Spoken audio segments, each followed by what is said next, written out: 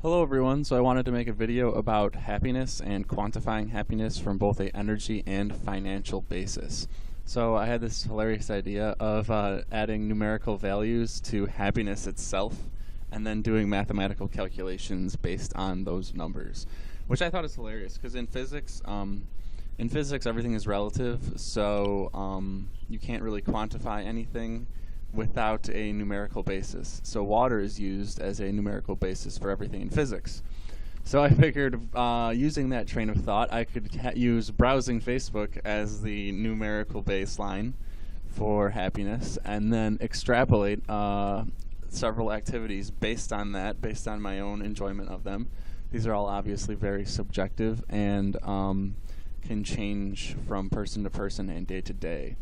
But just as an example, going to a friend's house, twice as fun as Facebook. Drinking at the bar, 3 times more fun. Dinner and a movie is 4 times. Camping, not quite as exciting as dinner and a movie, but it lasts longer. Yeah, then amusement park is quite fun. And then this is like an overseas vacation. So these numbers are adjustable. You know, this could be like 15. Amusement park could be 10. Camping could be 5 or something.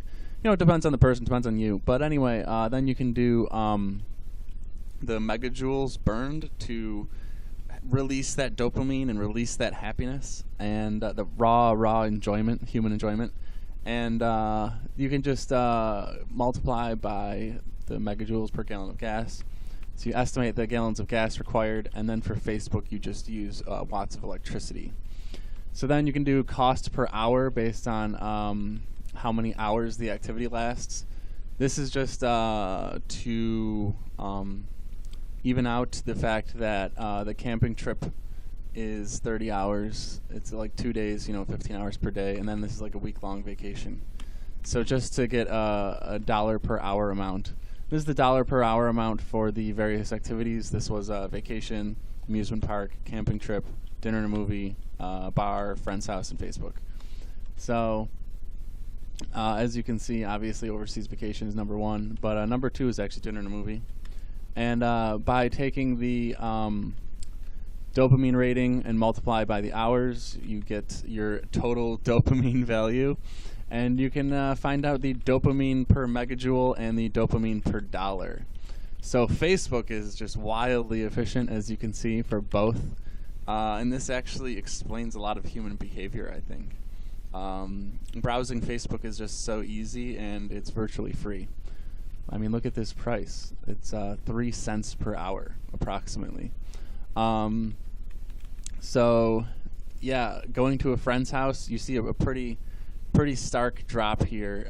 This might be a little bit higher. I mean, honestly, I'd put this at like a 3 or 4, maybe, depending on the friend, depending on the conversation.